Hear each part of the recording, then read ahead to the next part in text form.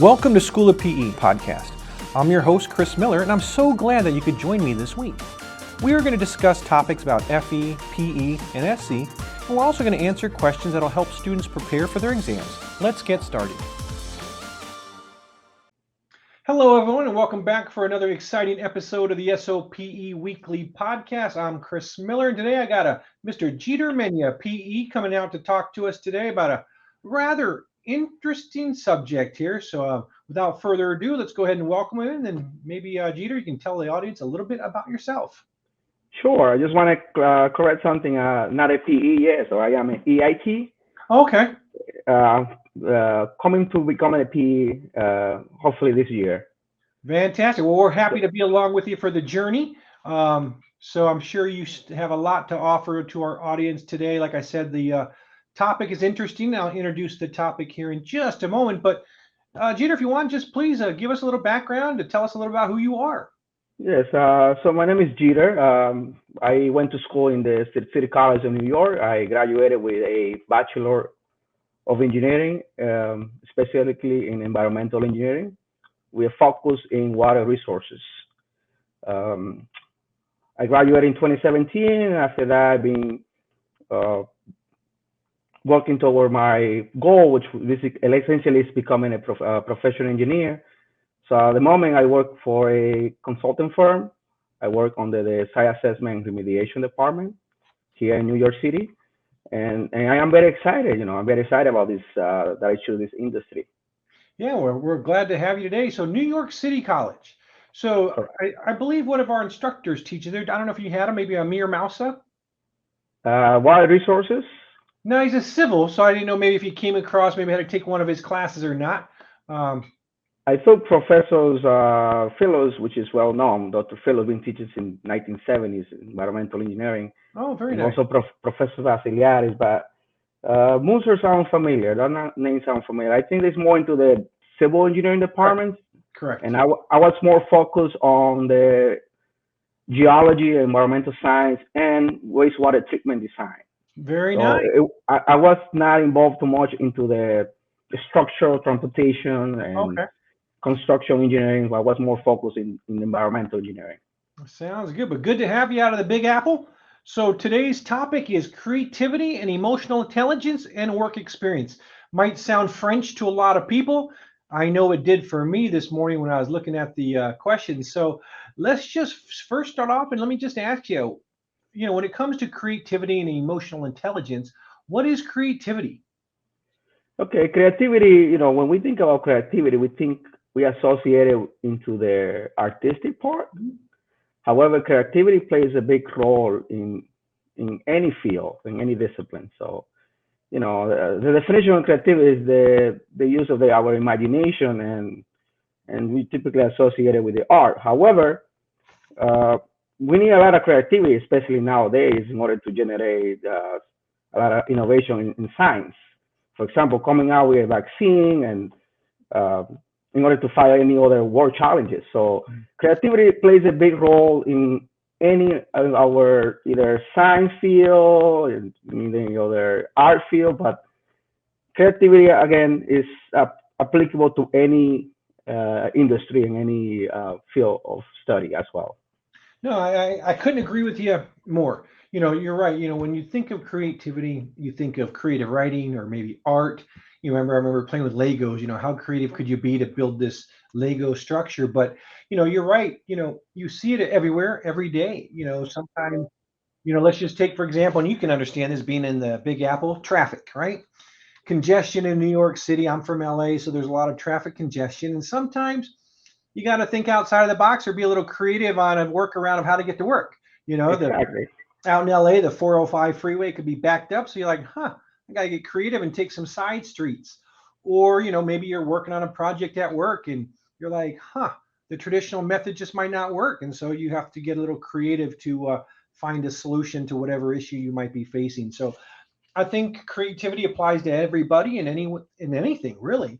So it's interesting to kind of talk to you about it and kind of take us outside of the traditional box of, okay, creativity applies to art or it applies to writing. So it's good to see that you can apply it in engineering as well. So the other half of the topic, creativity and emotional intelligence. So let's go ahead. Let's have you define it. What is emotional intelligence?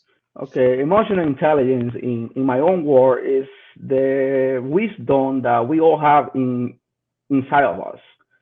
So I know some people might say, "Oh, I'm not a creative person," but I think we all have creativity and we all have emotional intelligence. So the emotional intelligence is what actually push us to be creative and to innovate. And so the emotional intelligence, I believe we all have it. It's a trait that is probably hidden in all of us. No, I agree. So, what's the relationship? Is there a difference between the two, or are they more kind of like synonymous one another? They go hand in hand? Uh, um, I think the emotional intelligence lead to creativity. I think there are some overlaps and some similarity, but I think we need more.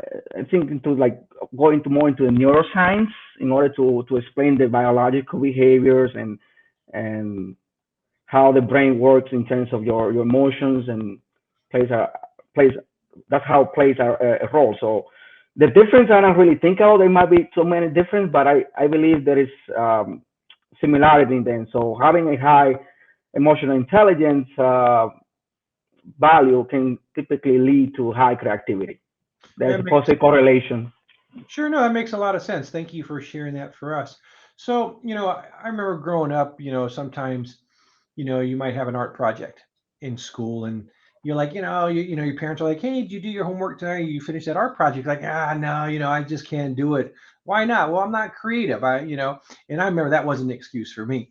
Parents were like, hey, you figure out a way to get it done. Or sometimes, you're, you're talking with a friend or a colleague and you kind of they're sharing maybe some emotional story or something, maybe they had a bad day or something, and you're just not able to, I guess, sympathize or empathize with that person, and so you would just like, I'm not an emotional person, so I can't really understand where you're coming from.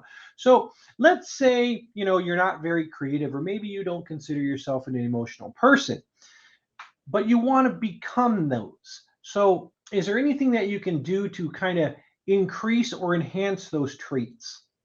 Oh, definitely, definitely. Number one is to have passion about it, be passionate about the topic, and try to engage, um, and just read about it. Reading helps a lot, and as well as like listening to some motivational speech, Mhm. and just think about like how can I push myself to the next level. So that's what I do as a practice. I ask myself questions. I try to engage as much as possible. And once you have the passion about it, then everything I think will come naturally to you. No, I agree. I think passion's a driving factor for a lot of different things, whether it's, hey, you want to get your FE and you're, let's say, working two jobs and you're trying to finish your senior year at college, and you're like, well, if you have the passion, or it helps you get motivated to be able to, okay, I work the two jobs, I can still do it, I can still study for my FE and I can pass it. And then now it's time to get your PE, and you're like, oh, I'm working, I have a family. But if you have the passion to obtain that PE, you're going to find a way to do it. And I think that applies to just about anything. Work ethic plays a big role in it as well. Um, so, we kind of covered or we kind of had a small discussion about, creativity and emotional intelligence. And so now let's talk a little bit about your work experience. I know you said you're into environmental engineering. So, could you perhaps describe what happens during an environmental site investigation? Sure. So let's start from one step before that. So the question is what happened during a site investigation, correct? Correct. So before a site investigation is conducted, we, as environmental consultants and environmental engineer, we perform a what we call a phase one environmental site assessment or a phase one ESA. And once it has been determined that the site contains some type of contamination, Mhm. typically we identify some recognized environmental conditions, and after that we lead to the site investigation. So during the site investigation, What we typically do is we analyze the subsurface, and we look at the different type of environmental media such as air, groundwater, and soil. And depends on the development plan, depends on your proposal that you send to your client. You might analyze other things like indoor air samples. We might analyze sediments. We might analyze surface water. So the whole thing is to analyze the environmental media. And once we do that, that tells us what levels of contamination is present at the site. Mm-hmm. And and then from there we move into either remedial action objectives, and depends on the regulatory agency, we come out with a remedial investigation. All right, no, that makes sense. So thanks for, kind of walking us through those different steps there. So when it comes to, inspecting erosion and sedimentation, is there something specific that you're looking at or looking for? Sure. Yes. So during a inspection for typically look at we have a checklist, Hmm. and the checklist was basically like going over and checking out if there's ponding on the side, if and is there any type of stock, is the stockpile on this is covered, is we basically go over a checklist, mostly things about housekeeping and making sure that your construction site, let's say, is not creating a lot of runoff and it's impacting, let's say, surface water. Hmm. So we just go over a checklist, and there's a questionnaire there that asks about ponding at the, is it is ponding at the entrance, is the construction stabilization entrance stabilized, and is Hmm. the stockpile covered, and we just go over the checklist. Okay. Makes sense. Kind of like Santa, right? Got a list, checking it twice, right? Um, Right. very good. So, I came across, as I was looking through the questions for today, I was like, what in the heck what are underground storage tanks and what are they used for? Okay, great questions. So the definition of an underground storage tank is any tank of vessels that contain at least 10% of its volume underground. So they have different capacity, and they are constructed based on different materials. And and we typically find underground storage tanks at gasoline stations Hmm. or any other facilities that use some type of heating system. Okay. So you can have a facility, let's say you have a daycare center, and then you might have you supply your heat through using fuel oil. So you might have a underground storage tank underneath. All right. Very good. That makes sense. So, what type of underground storage tank management needs to be done, and when do they need to be closed? Great question. So in terms of management, they have to have some type of leaking detection system in it. They have to have cathodic protection system to prevent corrosion to happen. And depends on the year that the tank is installed, they have a certain criteria. And in order to either to be close to close the tank, there are two ways we can do that. Either one, we can close the tank in place, which means we remove the fluids, we clean it up to regulatory standards, and then we fill it up with so much slurry concrete in it. Or we can remove the tank and dispose it at a scrap metal facility. So I can tell you from my experience, I worked in several sites for some of our clients where we were changing we're doing something called boiler conversion, which Okay. basically you want to change your heating system from oil to natural gas. So in order to do that, you need to close your tank. So you have to engage an approved contractor for that. From the state is involved on that aspect. And once you remove it, um, you have to make sure that it's clean, that it meets all the requirements, and then just the contractor will provide an affidavit, and then from there we submit a underground storage tank closure report to the in this case the New York State Department of Environmental Conservation, and they do all the regulatory compliance aspect after that. That makes sense. That's pretty detailed. Thank you for that. So, one of the things that I do here at the School of PE is I help. put together the courses for the engineering review courses. Maybe we're going to put together a fire protection exam review course for those going after their PE in fire protection. And it's interesting when it comes to PE environmental. We have several great instructors, right, that teach these courses, and there's a subject on the exam, but also one of the subjects for our course is called site assessment and remediation. That's my And area. there we go. So interesting is like, I always can find an instructor that's more than happy to talk about water treatment, wastewater, things like that. But site assessment and remediation, the site assessment side seems to be, I don't want to call it tolerable, but it seems to be something that people don't mind taking on. But when it comes to the remediation, people feel like they want to pass the hot potato. So tell me a little bit about what is remediation. Great. Yeah, the remediation is a discipline that has evolved in the last 20 plus years, and it's basically the use of our science and technologies and engineering and mathematics, basically, in order to clean up a site.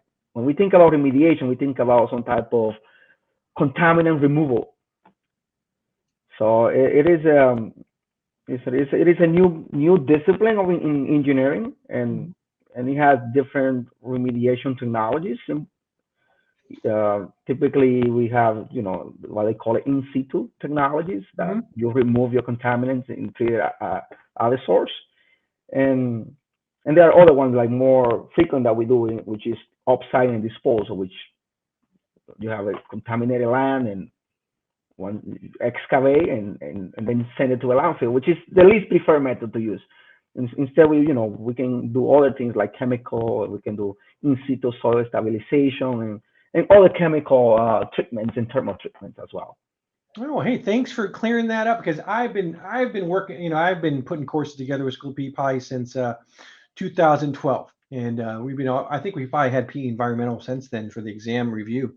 But yeah, remediation's just been like that big elephant in the room. So Thank you for helping remove that elephant. So, when we talk about pollution, there's several types you can think of or discuss, right? A lot of people talk about air pollution, especially being from Southern California, where, the air in LA County is not the greatest, so air pollution is pretty big. One thing that I don't talk or hear much about in Southern California is pollution in stormwater. So maybe being on the East Coast, this might be a little more prevalent. So what are some of the ways that people can prevent pollution in stormwater? Great question. So the key is to have a SWIP, what we call a stormwater pollution prevention plan in place, and use what we call best management practices. Sure. That's how we can minimize the runoff and the pollution to the stormwater. In New York City, for example, we have a combined sewer system, so where the stormwater and the water from the sewage to get connected in one single pipe, and that's a big issue. So that's why we try to have what we call best management practices, which can include either structural or non-structural best management practice. All right, no, that makes sense. So interesting here is, when you think of like an oil spill, or maybe there's a chemical spill, and people are always talking about, ways to address and clean up these chemical spills, whether it's an oil spill in the ocean or maybe a chemical plant had an accident, some kind of chemical kind of escaped. So, what happens to all of the contaminated materials or soil once it's been gathered? What do you do with it all? What do we do with the contaminated material once it's been gathered? Correct. Basically, it has to be treated. It has to be treated. When we think about that specific case, we have to think about spill pollution control and countermeasure, and that goes into like regulations to the Clean Water Act and the Oil Pollution Act. So the way we have to do that is by using some type of remediation technology. You have to understand. We have to sample it and see what actually contains.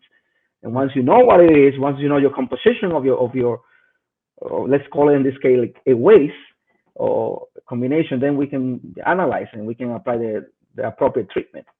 No, that makes sense. So let's say you're brought on site for a chemical cleanup, and it's a client brought you on board and said, hey, we need assistance cleaning up this chemical, whether it's a spill or whatever it happens to be, contamination. And they're like, we just need you to hurry up and get it cleaned up. One of the first things you have to do, I'm assuming, is probably, like you mentioned, test it, right? How important is it to test it to see what you're dealing with when it comes to maybe the approaches that you take to clean it up? Like if you assume it might be chemical A, you might approach it in this manner, but then, if it's chemical B, you'll take this pathway. Yes, that's important to do a waste profile and understand the toxicological effect and how that was going to affect the public health and how that's going to affect the employee who's going to be working on. So that's why we have to analyze them first to understand what type of contaminants are present. So we can have a plan. We can have a health and safety plan in place. We can have the necessary remediation technology to apply and making sure that we keep into our clients' needs and budget. No, that makes sense. I mean, I'm assuming that, depending on which, I guess, contaminants you find present might change how you might address cleaning it up. That's actually absolutely right. Yes, it's different from if we have polyinated chlorinated biphenyls or PCB. If you have VTEX compound, the type of remediation that has to be in place is going to be very different. Also depends where it is your contamination. Is the contamination in the first 5 feet, or is the contamination all the way down to 75 feet below ground surface? So That's a good point. That's a good point. it depends either what type of contaminant you have, what type of characteristic we have, and also where the contamination is. Is your contamination in what they call in in hydrogeology? We have something like an aquifer. So is your contaminant in your battle zone, which is your trap zone, or is your contaminant in your saturated zone? So depending where your contaminant is, you might have to use a different type of technology. So that's why we have to understand the chemistry part to know where your contaminant is. If it's something like greater than water or less than water, is that something that's going to flow versus something that's going to sink? So that goes more into the technical area of remediation. That makes sense. It's kind of nice to see. It's funny. It's amazing to see how technology has become such a prevalent, I guess, tool in so many different fields, right? I mean, technology probably plays a very large part in, site assessment or remediation, just about any type of engineering. So, we've had a lot of fun today kind of talking about, we talked about creativity, emotional intelligence. We got to learn a little bit about your work experience in environmental engineering. So now, I'd like to have a little bit of fun, kind of Okay. take our hard hats off and kind of kick our feet up and relax a little bit. So I'm curious, and maybe the audience is too, is what caused you to have an interest in engineering and being like, hey, I'm going to be an engineer? Great questions. I always was impressed. I originally was studying more civil engineering, so I always was impressed about infrastructure, especially bridges and high rises.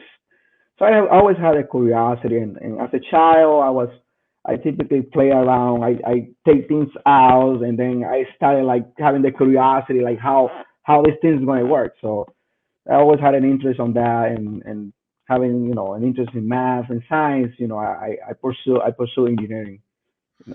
It's funny. It almost seems like Legos had a little bit of a influence on you as well. I was talking to an engineer yesterday too. I'm like, what got you down this path? He's like, to be honest with you, when I was a kid, I loved playing with Legos. I loved to see what I could build outside of the box. So, you mentioned civil engineering, but what drew you to environmental engineering? Yes, I coming from I say it was a third world country. I'm originally from the Dominican Republic, and growing up, I saw a lot of you know children playing with contact, with soils, and later on understanding like why are these kids being born with some type of uh, defect like birth defects. So I was always curious about that, and then for me, I think when I think about environmental engineering, I care about the people. So it's two things we have to think about. It's like public health and the environment. So I think environmental engineering is the discipline that will focus on those things, like how we can have our community safe and how can we protect the environment from all the different phenomena that can happen, protecting from sea level rises, from any type of hazards that might be present. That's admirable. I mean, thanks for sharing that story with me.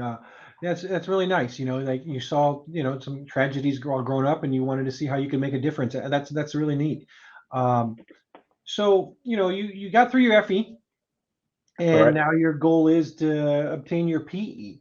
So, do you have maybe like a roadmap, or have you mapped out a study plan or preparations of how you're going to tackle the PE? Absolutely, absolutely. I already have the NCEES practice exam, so I let out the download the specification and basically understand that the PE environment is more specific. It has 6 different knowledge areas we know, Hmm. and right now I actually registered for the exam to take in April in the state of New Jersey. Oh, very nice. So I'm thinking joining based on my research, I have seen that School of PE that do a great job putting the lectures together. So I'm considering to do a 1 month prep course where I can get the qualitative part, because I have noticed that the exam they only ask about how to solve a specific problem, let's say some type of Manning's equation, some hydraulics problems. They also want to know, like, if you understand regulations, if you Mhm. understand the qualitative part, like what. So for that, I will get the prep course, like a 1 month prep course from School of PE. Based on my research, I see that the School of PE do a great job, especially preparing for the PE exam. Well, we'd love to have you on board for your journey. I'll tell you this, the PE Environmental, I've worked closely with the instructors, and they're great set of instructors for PE Environmental. Not only are they really good at preparing students for the exam, they genuinely have a passion for the success of their students. So they go that extra mile to make sure that students are grasping the material so that they're prepared for the exam. So living in the Big Apple, right? You're living in New York. I got to ask you, are you a Yankees fan or a Mets fan? Which way are you going? I'm only to a Yankee fan. All right. It's funny when Spencer was telling me, hey, Geder Mena is on the schedule for today. I'm like, I was looking at your name, and I was like, how do you pronounce the first name? And he just typed me Jeter. I'm like, hey, Derek Oh Jeter. yeah, Okay. my favorite player. Yeah, he's a class act for sure. Yeah, Yankees. Hopefully they'll be back. Hopefully Aaron Judge and Stanton can stay healthy next season. But Jeter, I'd love to have you back for another episode of, we didn't even break the surface of creativity and emotional intelligence that we can get into. So I'd love to have you back. For everyone out there, enjoy the rest of your week. But Jeter, it was a pleasure, speaking with you, and thank you so much for, coming out here and hanging out with me. Thank you so much. Thank you for having me. My pleasure.